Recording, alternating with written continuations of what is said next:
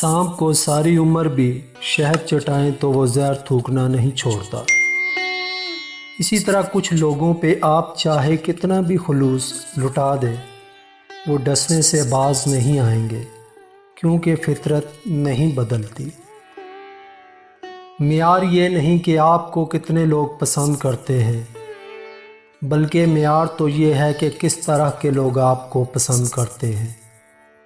हजूम से मियार तक का बहुत फासला है।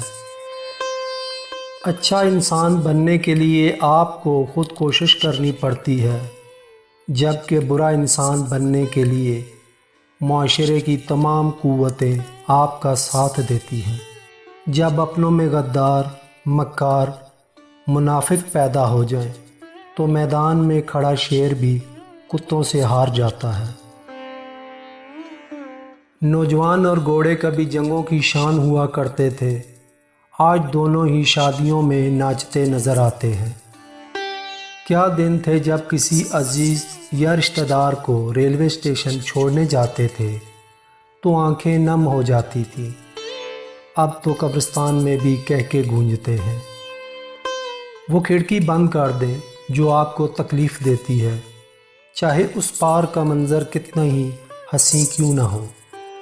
लोगों को मुख्तलिफ़ कौमों, ज़ातों और सियासी व मज़हबी फ़िरक़ों में इसलिए तकसीम किया जाता है ताकि वो किसी जुल्म के ख़िलाफ़ मुत्तहिद होकर आवाज़ ना उठा सकें।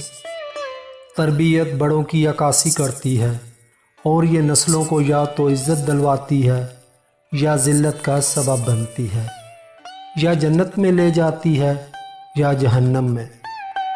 आप ख़ुद मुलाज़म हैं तो यकीनन आपके बच्चे भी मुलाज़मत को तरजीह देंगे। इसीलिए अपने बच्चों को विरासत में कारोबार दीजिए, नौकरी नहीं। जिस सोसाइटी में तालीम याफ्ता लोग गरीब हों और जराइम पेशा अफराद अमीर, उस माशरे में नई नस्ल को कायल नहीं किया जा सकता कि तालीम कामयाबी की कुंजी है।